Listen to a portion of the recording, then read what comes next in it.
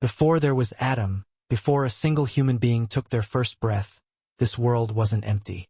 It wasn't silent, and it certainly wasn't waiting around doing nothing. It teemed with a creation that many have simply forgotten. A creation that walked this earth long, long before we did. A creation born of fire. Who were they? These beings that filled the mountains, the deserts, and the oceans? Who ruled this world before humanity's story even began? Drop a comment and tell us where you're watching from so we can see the unity of our worldwide community. And if your heart resonates with Islam, showing love for Allah and His Messenger Muhammad, peace and blessings be upon him, subscribing to our channel makes a real difference in keeping this message alive. The Quran and the sayings of the Prophet Muhammad, peace and blessings be upon him, along with the wisdom of early scholars, tell us about a creation that's both fascinating and downright terrifying. The jinn. They're not just myths, and they're definitely not legends. They're a real thing mentioned in Revelation, living unseen in a realm that exists right alongside our own. But their story goes way back to a time when this whole earth belonged to them, and them alone. To truly understand who the jinn are, you gotta understand that Allah didn't just leave this world lifeless until He created humans. The angels were praising Him in the heavens. The animals were doing their thing in their own spaces. But here on earth, there were intelligent beings with the power of choice, beings who could believe or disbelieve, beings who could love or destroy. These were the jinn. And long before Adam was even shaped from clay, this world was theirs. The Quran gives us a peek into their world. In a verse that's both deep and easy to understand, Allah says in Surah Ar-Rahman, "And He created the jinn from a smokeless flame of fire." This one statement sets them apart from every other creation we know. Humans were made from clay, a substance that's rooted in the earth, heavy, and grounded. Angels were created from light, pure and radiant beings who never disobey their Lord's commands. But the jinn, they were born from fire. Not the kind of fire that burns wood or boils water, but a subtle, smokeless flame, a fire of pure energy and spirit. This unique essence gave them abilities unlike any other creation. It gave them their speed, their invisibility, and their ability to shapeshift.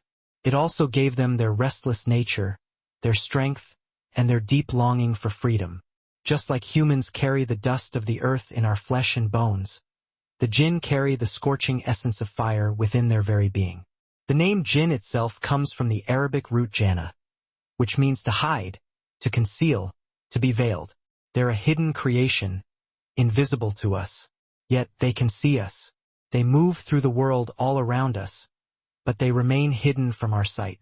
They live, they die, they eat, they drink, they get married, they raise families, they form communities. They're not just figments of our imagination. They're a real creation of Allah with free will just like us. And because they're free to choose, they're held accountable. They can worship Allah sincerely, or they can turn away in arrogance. Some of them believe, some reject, and among them, there are those who strive for righteousness and those who rebel as devils. Long before Adam was even placed on this earth, the jinn were all over the place. Scholars tell us that they built civilizations, explored every single corner of the planet, climbed the mountains, and sailed the seas. Their lives weren't limited by the short lifespans of humans. Their strength and speed gave them control over the world, and for a while they really thrived. But their story isn't all sunshine and rainbows. As the centuries went by, arrogance started creeping into their hearts. They became proud of their abilities, drunk on their strength, and they started turning against each other. Wars broke out, blood was spilled, and the earth became completely corrupted by their actions. Entire tribes of jinn fought each other, turning the world into a chaotic mess. That's why, when Allah told the angels, "Indeed, I will place a successor on earth," the angels asked, "Will you place upon it one who will cause corruption and shed blood, while we glorify you with praise and sanctify you?" They weren't just talking out of nowhere. They were remembering the history of the jinn who had ruled the world before humanity, those beings of fire who had destroyed themselves through war and rebellion. They had seen the corruption of a creation that had free will, and they were afraid that humanity, given the same freedom, might just follow the same destructive path. But even with their rebellion, the jinn weren't created without a purpose. Allah makes this crystal clear in the Quran. I did not create the jinn and mankind except to worship me. Their very existence, just like ours, is tied to recognizing their creator. They were allowed to live in obedience, to submit, to glorify Allah, and to seek His mercy. They had the ability to have faith, and some of them turned sincerely to their Lord. But many turned away. Some chose disbelief, others chased arrogance. And among them rose the absolute worst of all, those who joined forces with Iblis, devils who only work to mislead and corrupt. The jinn were a diverse bunch, just like humanity would later be. Some were scholars of their kind. Others were warriors. Some devoted their lives to worship, while others just drowned themselves in causing trouble. They had communities. They spoke different languages. They held different beliefs. And they faced the same test that we face today. Whether to use their free will to serve Allah or to waste it on arrogance and rebellion. The Quran even tells us about groups of jinn who actually heard the recitation of the Quran itself during the time of the Prophet Muhammad, peace and blessings be upon him. They listened in total awe and said, "Indeed, we have heard a wondrous Quran. It guides to the right course, and we have believed in it." Some jinn embraced Islam and went back to their people as warners, calling them to faith. This alone shows us that the world of the jinn isn't just full of devils. It's also full of believers and disbelievers, just like our own. But the fact that they were made of fire shaped not just their abilities but also their temperament. Fire is quick, restless, and really hard to control. Can bring warmth, but it can also destroy everything in its path. So too are the jinn capable of great things, but also vulnerable to arrogance, jealousy, and pride. It was this very essence that would later define the rebellion of Iblis, who declared himself better than Adam simply because of what he was made from. This arrogance led him from the highest ranks of worship all the way down to an eternal curse. The story of the jinn's creation is more than just history. It's a mirror that shows us the dangers of pride and the importance of staying humble. The world before Adam wasn't empty.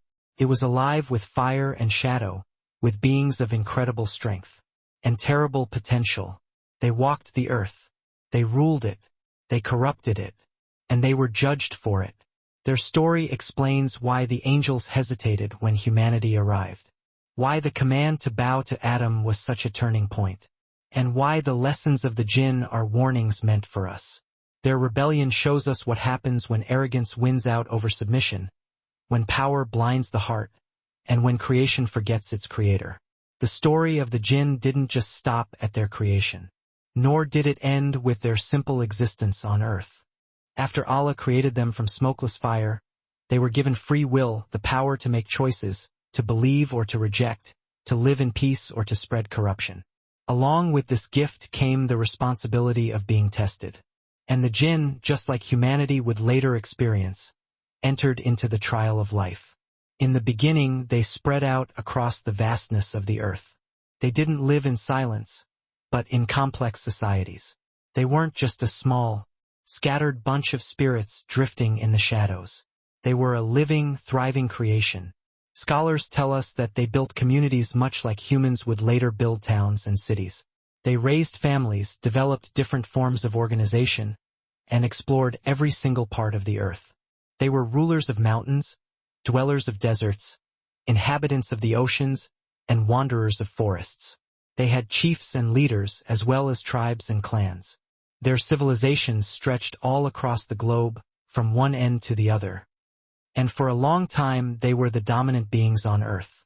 They weren't, however, guided by the kind of prophetic mission that humanity would later receive in such abundance. While some of them turned to Allah in worship and tried to live in obedience, many others were consumed by arrogance and the temptations that came with their fiery essence. Fire is restless. It's uncontained. It grows really fast and destroys just as much as it gives light.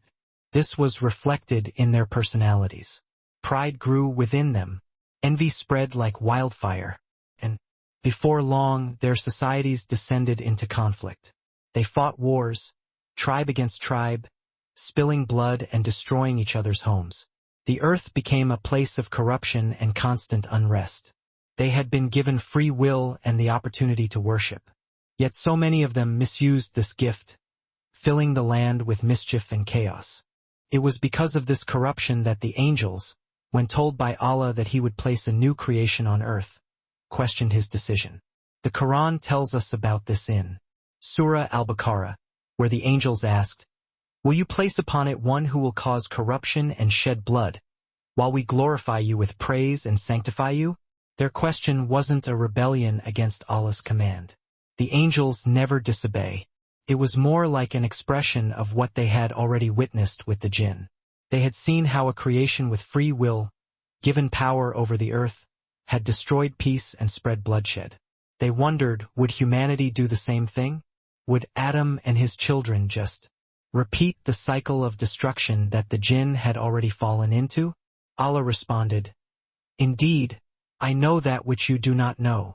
In those words is a reminder that Allah's plan has wisdom that goes way beyond what his creation can understand. The jinn had reached a point where their violence and rebellion demanded intervention. Stories from early scholars like Ibn Abbas and others explain that Allah sent the angels to earth to restore order and stop the corruption. The angels descended by his command, and they fought against the most rebellious of the jinn. Battles took place, with the angels striking down those who were spreading bloodshed and forcing others into exile. Some were pushed into the mountains, others into the depths of the oceans, and many were scattered into desolate lands far away from the populated earth. Their rule was broken, their civilizations were reduced to nothing, and their control over the planet was brought to an end. It was a major cleansing that marked the downfall of the jinn's reign over the world. Among the jinn, however, there was one who didn't join in the corruption of his people. He fought alongside the angels against the disobedient jinn. His devotion and hard work earned him a position of honor. This was Iblis, though he wasn't an angel. He was created from fire, not light. His devotion was so great that he was raised to the level of the angels. He prayed, he worshipped, and for a while he was counted among the pious. His obedience set him apart from the destruction of his kind. Allah raised him in status. Yet, deep down, the seeds of pride were still there, waiting for the moment they would destroy everything he had achieved. His presence among the angels during the battles against the rebellious jinn would later explain why he was there when Allah commanded the angels to bow before Adam. He wasn't an angel himself, but he had been honored with their company.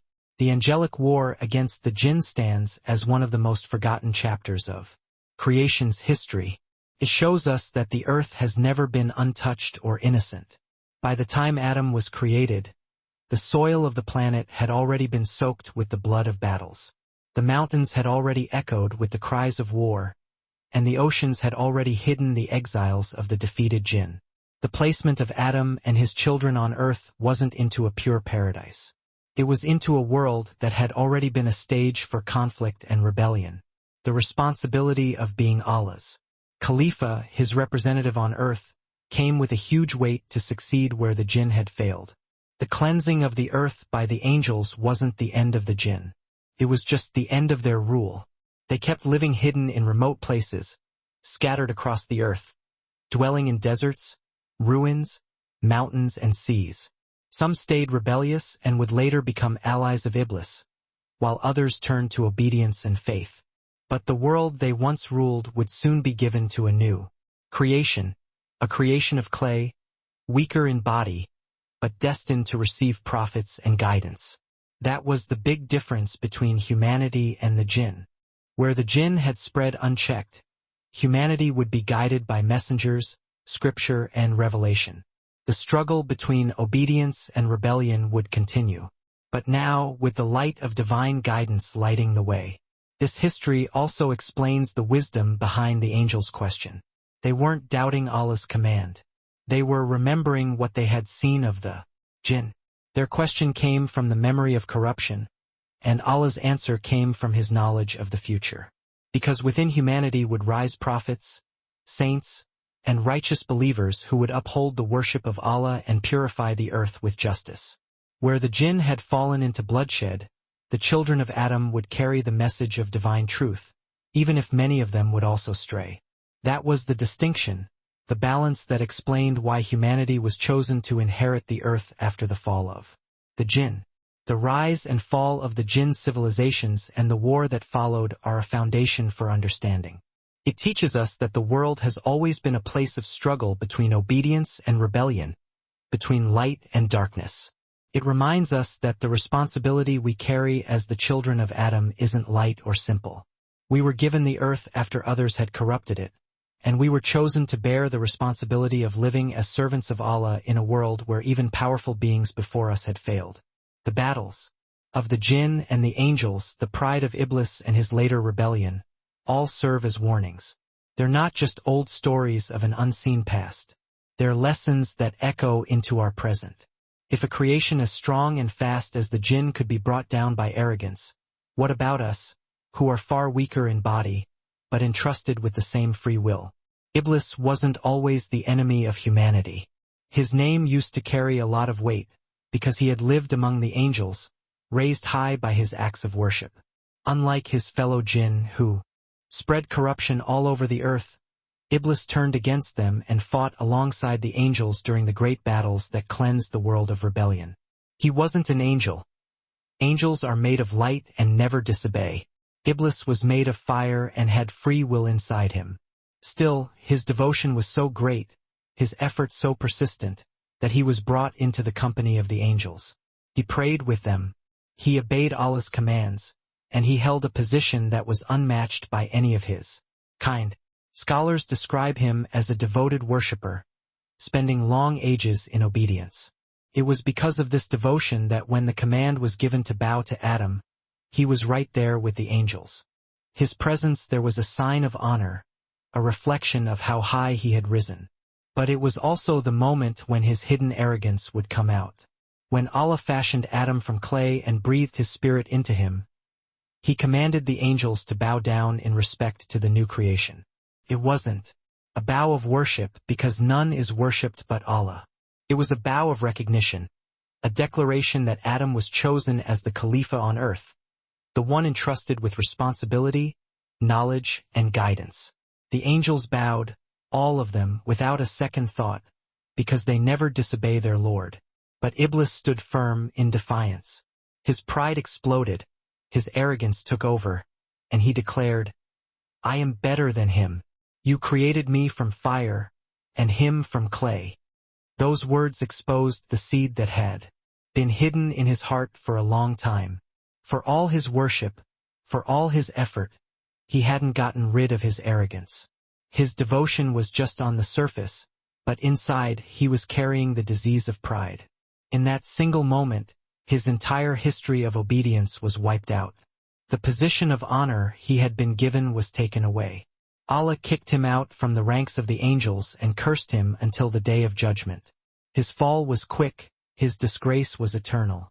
He begged for a reprieve, asking Allah to delay his punishment until the day of judgment, and Allah granted it as part of his divine plan. From that moment on, Iblis became Shaitan, the sworn enemy of humanity, vowing to mislead the children of Adam and to drag as many as possible into rebellion with him. His story is a terrifying warning, because he had worshipped for ages, fought evil among his own kind, and stood among the angels. Yet one act of arrogance destroyed it all. That's the danger of pride. It's a poison that can cancel out years of worship, a disease that can turn devotion into rebellion. Iblis teaches us that outward actions aren't enough if the heart is corrupt. One moment of arrogance can outweigh a lifetime of apparent righteousness.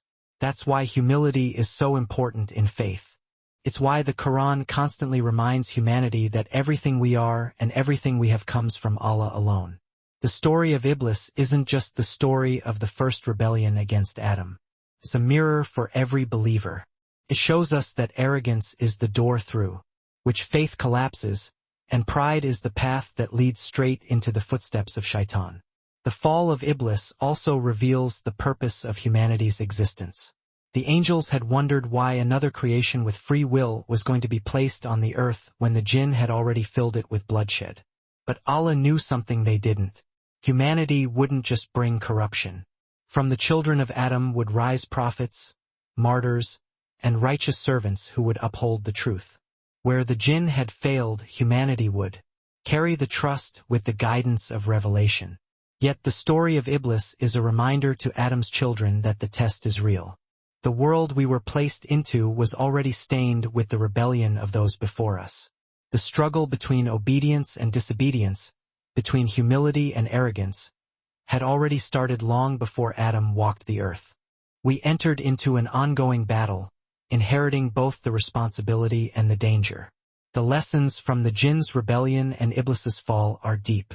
They show that no amount of worship can protect a heart tainted by pride. They show that being counted among the righteous means nothing if arrogance is allowed to grow.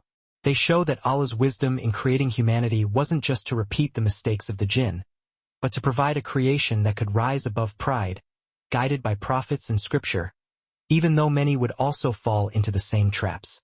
This history isn't just a story locked in the past. The rebellion of Iblis continues to this day. He and his followers whisper into the hearts of humanity, pushing them toward arrogance, envy, and disobedience. They repeat the same lies that Iblis told himself. That fire is better than clay, that wealth is better than poverty, that status is better than humility. Every act of arrogance in the world today is a continuation of that first act of defiance. Every heart that refuses to bow to Allah, every soul that sees itself as better than others, is walking down the same path that led to ruin. The earth has always been a battlefield. From the time of the jinn through the rebellion of Iblis to the arrival of Adam and his children, it has been a place of struggle between good and evil.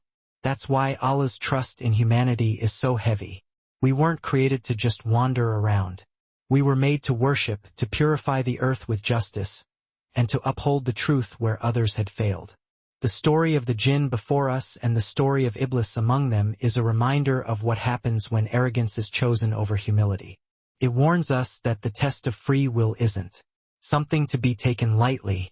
Even the most devout can fall if pride enters the heart. The lesson is huge but simple. No creation is safe from destruction if it turns away from humility. The jinn lost their rule over the earth because of their bloodshed and pride. Iblis lost his position among the angels because of his arrogance. Humanity is now carrying the trust, and our story is still being written. Will we fall into the same corruption, or will we rise above it? That's the question that defines our existence.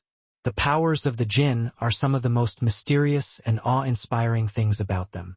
And it's through the Quran and reliable stories from the Prophet Muhammad, peace and blessings be upon him, that we get glimpses into the amazing abilities Allah gave them. Unlike humanity, who are held back by the weight of clay and the limits of flesh, the jinn were created from a smokeless flame of fire. Their very being is energy, always moving and fast. And from this energy comes a set of abilities that are beyond human understanding. But no matter how impressive their powers may seem, Allah's will always limits them. They can never be as powerful as Him. The Quran gives us a striking example in the story of Prophet Sulaiman, peace be upon him, who was given a kingdom unlike any other. A kingdom that included humans, animals, birds, and even the jinn. Allah's command had given Sulaiman control over them, and they were made to serve him. In Surah An-Naml, Allah tells how Sulaiman once asked who could bring him the throne of the Queen of Sheba before she even arrived. A mighty jinn, an Ifrit, stood up and said, "I will bring it to you before you rise from your place. Truly, I am strong and trustworthy." That statement alone shows how strong they are because the throne was huge and heavy, and the distance was great. The Ifrit was confident that he could. They could transport it across lands super quickly. But before he could make a move, another servant of Allah, someone who knew the book, spoke up and said, "I will bring it to you before you can even blink." And just like that, in the blink of an eye, the throne was right there in front of Sulaiman. This story reminds us of two important truths. First, the jinn really do have incredible power. They can move things with a speed and force that humans can't even imagine. But second, the knowledge and authority that Allah gives to His chosen servants is even greater than the jinn's power. Scholars have used this example to explain that the jinn's abilities include super speed and the power to travel vast distances almost instantly. They can cross the earth in ways we can't even picture, moving unseen through places where no human could survive. They can also change their appearance, looking like animals or even people, although they never look exactly right.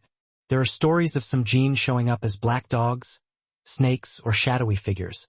Others try to look like humans, like in the famous story of Abu Huraira, may Allah be pleased with him. He caught a thief stealing from the Ramadan charity, but it turned out to be a Shayan in disguise.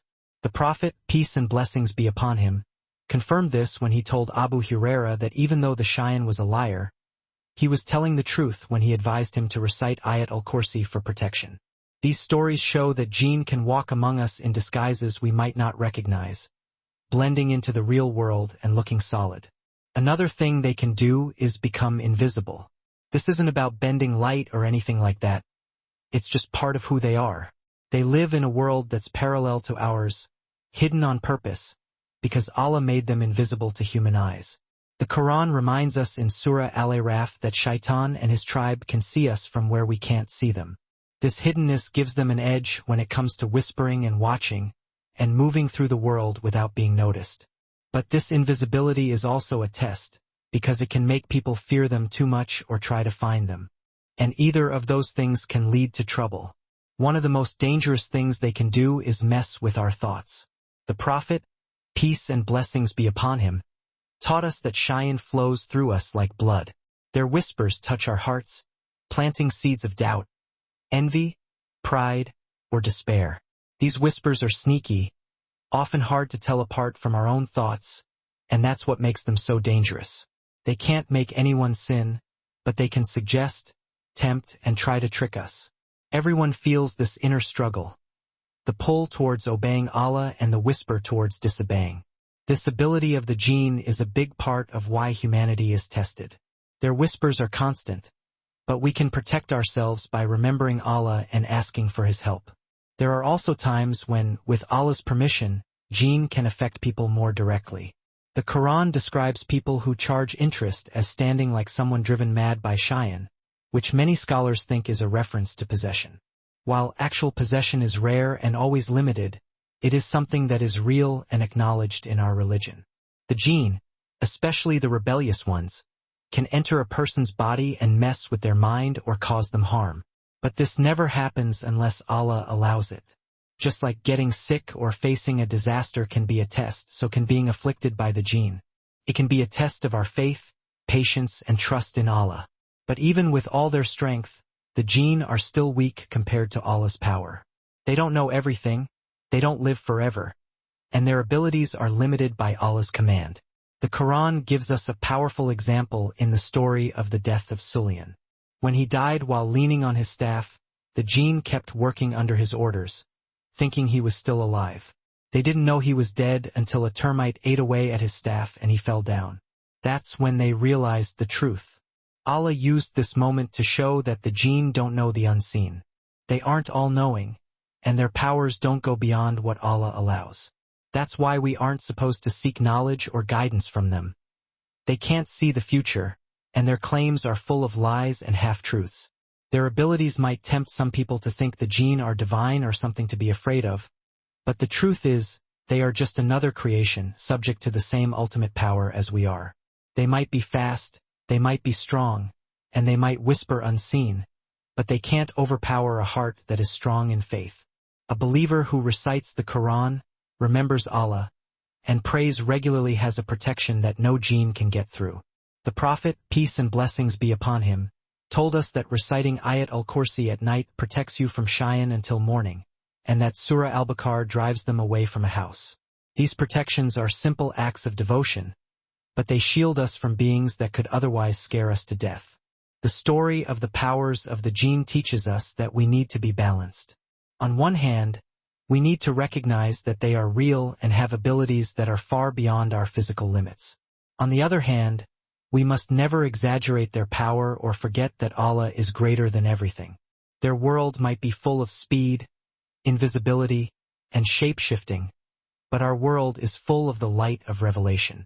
And that light is more powerful than any shadow. It's natural to fear the jinn, but trusting in Allah is stronger. They were created from fire, but we are guided by the creator of fire, light, and clay. The lesson is clear. Their powers might be impressive, but they are nothing compared to the strength of faith, the remembrance of Allah, and the certainty that He alone has authority over every world, seen and unseen. One of the most unsettling things about the jinn and their continued presence in our world is their connection to magic. Magic, or si as it's called in Arabic, isn't a game. It's not just the simple tricks that entertainers use to amuse people. Real magic is something much darker and more evil.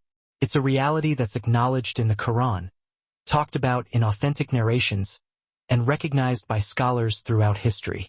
It's a dangerous partnership between rebellious jinn and misguided humans, and it's almost always done to cause harm, spread corruption, and promote disbelief. Allah tells us in the Quran in Surah Al-Baqarah about the people of Babylon who were tested with knowledge of magic. He sent 2 angels, Harut and Marut, as a test. And they warned the people, "We are only a test, so don't disbelieve by practicing magic." But even with this clear warning, many people rushed to learn it. They wanted power, they craved influence, and they wanted to control others. The verse explains that through magic, they learned to separate husbands and wives, causing problems in the most sacred relationships. But it also makes it clear that they couldn't harm anyone unless Allah allowed it. Those who pursued magic did so at the cost of their souls, because Allah said that such people would have no share in the afterlife. The reason magic is so destructive is that it almost always involves making a deal with the jinn. Rebellious jinn, often called shayatan, act as agents of corruption. They don't help humans out of kindness. They demand submission, require acts of disobedience, and love to lead people astray.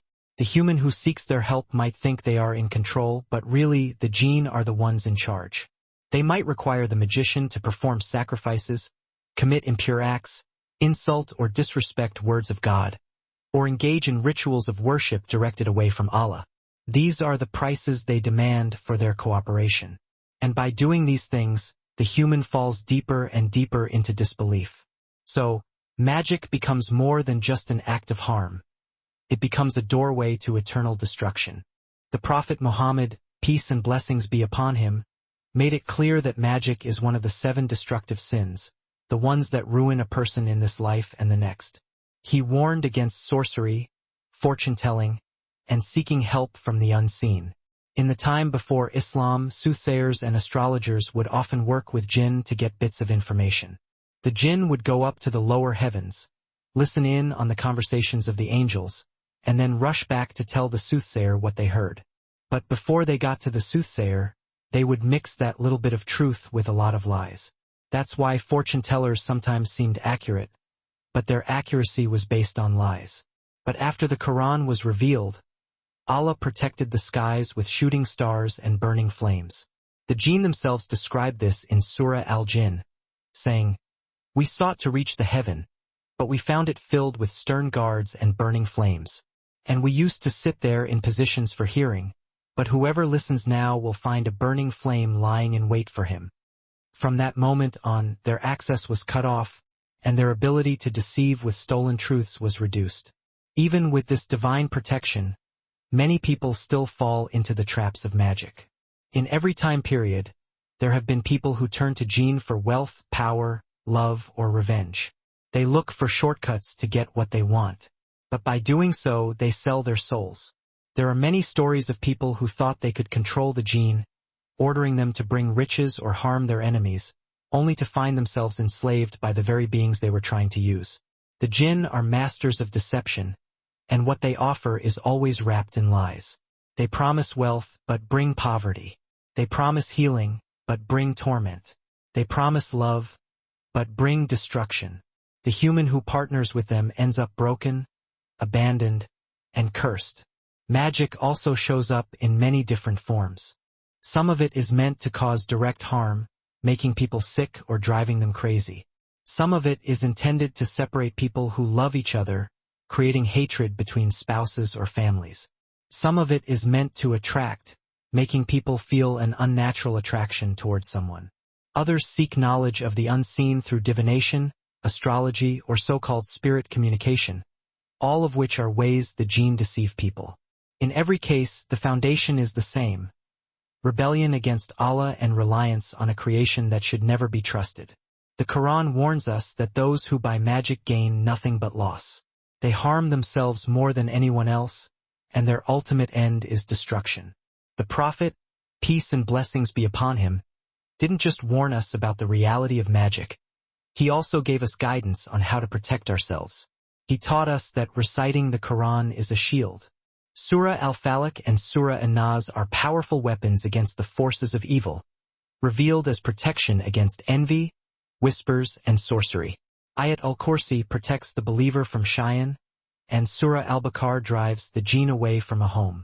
He taught us to remember Allah in every moment, to say Bismillah before entering our homes, before eating, and before entering unclean places, because these words close the doors that the jinn try to enter through. It's also important to remember that not every misfortune or illness is caused by magic or jinn. Many people, out of fear, misinterpret natural struggles as supernatural attacks. The Prophet warned against this confusion. Psychological problems, illnesses, and the difficulties of life are all part of being human, and we shouldn't quickly blame them on the unseen. But real cases of magic and possession do exist, and when they do, the cure is always found in turning back to Allah, not in going deeper into the traps of those who claim to control the unseen. Sadly, many dishonest people take advantage of people who are suffering, demanding money and performing strange rituals, claiming to have power over jinn. In reality, they are either liars or they are themselves enslaved by the very forces they pretend to control. The real path to protection is simple, pure, and based on faith. Trust in Allah alone, hold firmly to His remembrance, and keep your heart connected to Him. No jinn, no magician, no spell can harm a believer except by the will of Allah. And when Allah allows harm, it's a test, not a punishment. The believer who responds with patience, prayer, and trust in Him will be rewarded, while the one who seeks help from jinn or magic will be destroyed. The connection between the jinn and magic shows both their power and their corruption. It shows us how easily the promise of shortcuts can mislead us, and how quickly desire can lead to destruction. But it also shows the strength of the Quran and the Sunnah as protective forces. The world has always been a battle between light and darkness, truth and falsehood. And the story of magic is one of the clearest examples of how the jinn act as agents of deception for those who turn away from Allah. To understand their connection to magic is to understand the importance of seeking help only from the Creator, never from His creation. And to recognize that while the jinn might whisper, deceive, and even work with misguided humans, their power is nothing compared to the power of faith, humility, and constant remembrance of Allah. The jinn aren't just characters in old stories or beings that live only in distant deserts. They are part of the unseen world that surrounds us right now, moving silently in worlds that overlap with ours but stay hidden from our eyes. Allah created them to live on earth, just like He created us. But their homes are often very different from our houses and cities. Their world is mixed with ours, but it's hidden, concealed from our senses, unless they choose to reveal themselves. To understand where the jinn live is to understand their nature and the reasons behind the guidance that the Prophet Muhammad, peace and blessings be upon him, gave us to protect us from their harm. Reports from the Quran and the Sunnah explain that the jinn prefer certain places over others. They are often drawn to areas that are dirty, desolate, and abandoned. That's why the Prophet taught his companions that jinn live in ruins, graveyards, wilderness areas, and places that people avoid. They are found in deserts where the silence goes on forever, in deep wilderness where few people go, and in old ruins that have been decaying for a long time. They gather in graveyards, lurking among the forgotten stones, and they are also present in trash dumps and other unsanitary places. The Prophet specifically warned about bathrooms, saying that jinn live there. That's why he taught us to say a prayer before entering, saying, "O Allah, I seek refuge with you from the male and female devils." By remembering Allah, a person protects themselves from those who live in such impure places. The oceans are also places where they live. Some reports say that many jinn were thrown into the seas during the angelic battles that cleaned the earth of their corruption. Even today, stories tell us that the shayatin have their thrones set upon water. From there, they spread out, whispering and ordering their followers to cause trouble all over the earth. The seas, vast and deep, remain a place where many of them live, hidden beneath waves and currents far beyond human reach. The mountains also provide shelter for them, giving them remote strongholds where they gather unseen. It's in these hidden places, far from human eyes, that their communities thrive. But they aren't just in distant lands or unclean places. The jinn can also live among humans, entering homes and moving unseen through towns and cities. They might live in a house where Allah isn't remembered, where sin and carelessness are common. The Prophet warned that a home where Surah Al-Baqarah isn't recited becomes a place for the shayatin to live, but a house that's full of Quran and remembrance becomes a fortress of light that they can't stand. That's why believers are encouraged to keep their homes alive with prayer, recitation, and remembrance, because these things not only clean the space physically but also spiritually. Their presence is also connected to human carelessness. When a person enters their home without mentioning the name of Allah, the jinn might join them. When they eat without saying Bismillah, the jinn might eat with them. But when they remember Allah, the jinn are blocked, left outside, unable to join in. This constant link between forgetfulness and vulnerability shows the wisdom in the Prophet's teaching to begin every action with the name of Allah. Because remembrance is the barrier that keeps the unseen from intruding into our lives. It's also said that jinn wander in marketplaces, places where people are buying and selling, where distraction and carelessness are common. These are places where people often forget Allah, because they are caught up in trade, bargaining, and desire. The Prophet described markets as some of the most disliked places to Allah, because they are full of worldly focus, noise, and neglect of worship. It's in these places that the jinn gather, whispering into hearts, stirring up envy and greed, and feeding the arrogance of wealth. While humans only see the busy marketplace, the unseen world is full of those who take advantage of distraction. What's important to understand is that their homes reflect their nature. Just as humans build homes that suit their needs, the jinn live in places that match their essence. Since they were created from fire, they are drawn to barren lands, hot deserts, and areas of desolation. Since they are inclined towards impurity, the rebellious ones live in filth and ruins. And since they are deceivers, they thrive in places where human carelessness leaves openings. But not all jinn are corrupt, and not all of them want to cause harm. There are believers among them who live quietly, worshipping Allah as they were created to do, and avoiding conflict with humanity.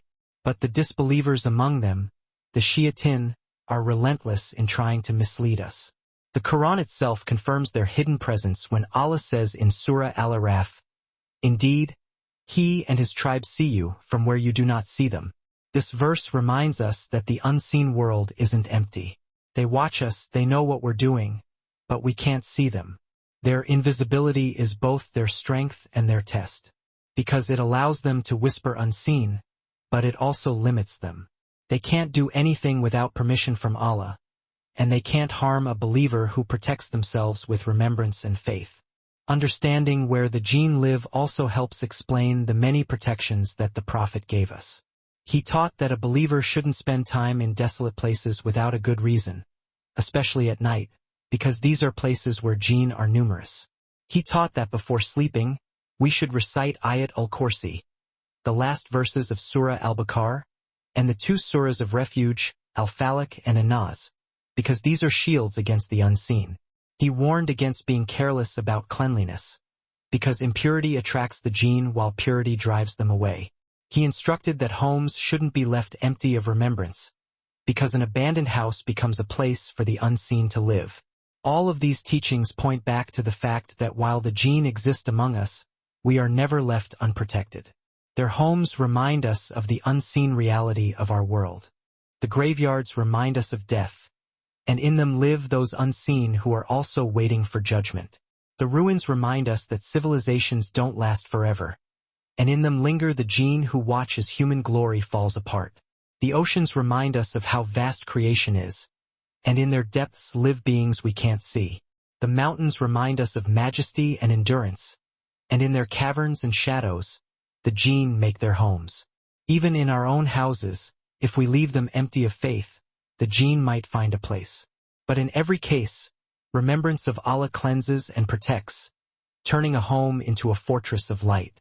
The reality of the jinn's homes shouldn't make a believer afraid of every shadow or suspicious of every ruin. Instead, it should make us more aware of the unseen and deepen our trust in Allah's protection. They are part of creation, their world overlapping with ours, but they have no power over those who hold on to their faith. Their presence in desolate, unclean, or careless places isn't a sign of their strength, but a reflection of human carelessness. Because where Allah's name is mentioned, they can't stay. Where the Quran is recited, they run away. And where hearts are full of faith, their whispers are silenced. In the end, their homes tell us more about ourselves than about them. They live in ruins because humans abandon those places. They linger in graveyards because we too forget what's waiting for us after death. They enter homes where there's no remembrance because people neglected the protection Allah gave. The jinn take advantage of what we leave unguarded. So, to understand where they live is to know how to keep them away. Purify your space, fill it with remembrance, and the unseen world becomes powerless. The jinn might live in the shadows, but the light of faith drives away every shadow, no matter how old or how hidden. The history of the jinn isn't just a tale from the past. It's a story that runs like an unseen current beneath the story of humanity. Their existence before Adam, their rebellion, their battles, and their downfall weren't just written for us to hear out of curiosity, but for us to understand as lessons that continue to shape our lives today. When Allah placed Adam on earth, it wasn't untouched ground. This world had already seen corruption, bloodshed, and rebellion. The soil beneath our feet had already absorbed the cries of conflict, and the seas had already hidden the exiles of the defeated jinn. Humanity was placed into a world that had a history of disobedience, and with that placement came responsibility. We were given the trust to worship Allah, to establish justice, and to succeed where others before us had failed. The story of the jinn is like a mirror for humanity. It shows us what happens when power is abused, when arrogance takes the place of humility, and when we forget why we were created. The jinn were given strength and speed, abilities far beyond ours, and they were given free will. But instead of using these gifts to serve Allah, many of them used them for destruction. They spilled blood, fought wars, and corrupted the earth, until the angels themselves were sent to restore order. Their fall teaches us that power without guidance is just a path to ruin. Humanity, though weaker physically, was given something greater, the light of revelation and the guidance of prophets. This is what makes us. Our role as Khalifa or stewards on this earth is fundamentally different from the beings who came before us. We aren't simply cast adrift to wander in the darkness, groping for answers as they once did. Instead, we've been gifted with the Quran, the Sunnah, the teachings and practices of the Prophet Muhammad, peace be upon him, and the inspiring examples of prophets, all of which illuminate the path of how to live a life of obedience and humility before God.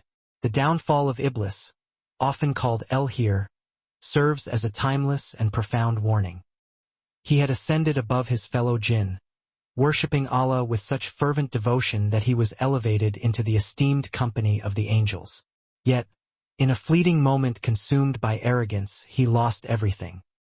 He stubbornly refused to bow before Adam, foolishly perceiving fire as inherently superior to clay. Through this single, defiant act, he exposed the insidious disease of pride festering within his heart. This very arrogance transformed him into the eternal adversary of humanity. It dramatically demonstrates that pride is the most treacherous of sins.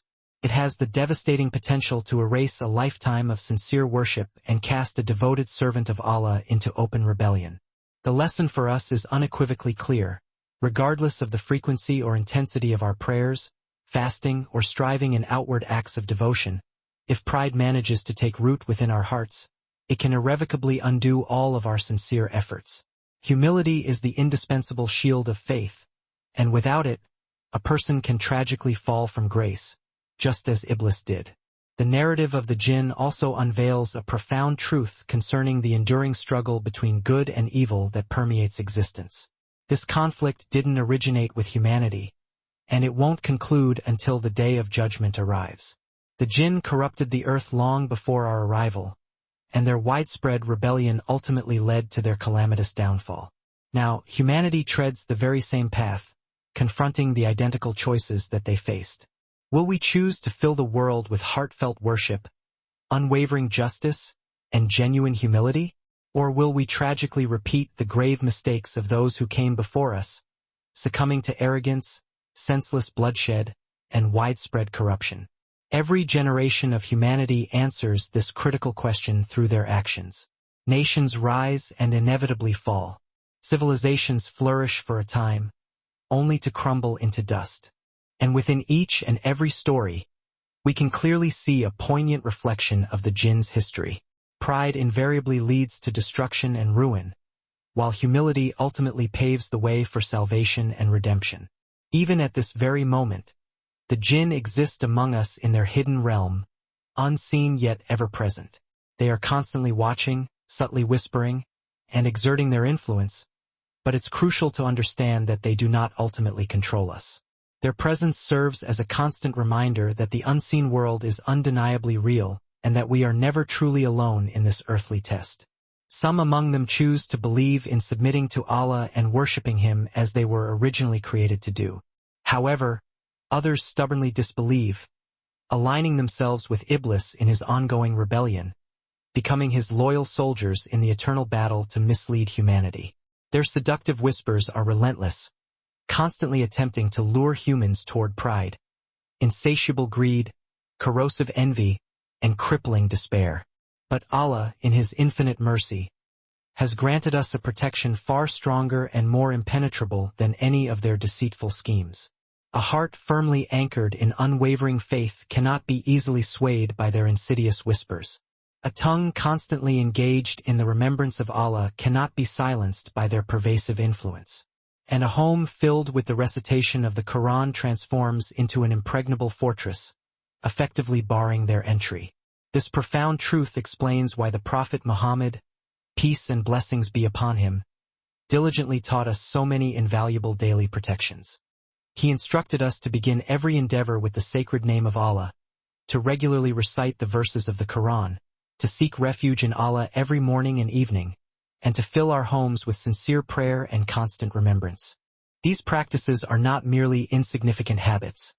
They are formidable shields erected against the pervasive forces of the unseen world.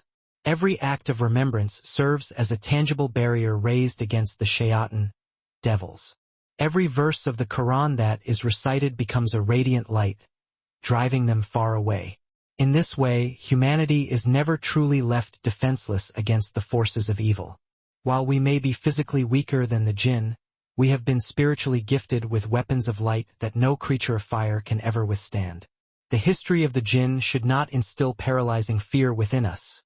Instead, it should foster heightened awareness and vigilance. It serves as a potent reminder that the earth has always been a place of profound trial and testing, that the unseen world is undeniably real, and that our purpose here is deeply significant. We were created not to repeat the devastating failures of the jinn, but to rise far above them. We were given the extraordinary opportunity to carry the trust of worship, to steadfastly uphold justice, and to live our lives in profound humility. When the angels initially questioned Allah about placing another creation upon the earth, expressing their concern that humanity would only cause more bloodshed, as the jinn had done before, Allah responded with divine wisdom. Indeed, I know that which you do not know. Within humanity would be prophets, righteous servants, and steadfast believers who would fill the earth with radiant light where others had left only darkness. The poignant story of the jinn also teaches us that evil is not an overwhelming external force that dictates our actions and robs us of free will. While the jinn may whisper temptations, they may tempt us down destructive paths, and they may even inflict harm upon us with Allah's permission. In the end, every soul ultimately makes its own choices. The jinn failed because they deliberately chose the path of arrogance and defiance. Iblis ultimately fell from grace because he willfully chose to embrace pride. Humanity, too, will inevitably rise or fall based entirely on the choices we make. Every prayer we neglect to offer, every act of pride we nurture within our hearts, and every sin we attempt to justify echoes the catastrophic rebellion of the jinn.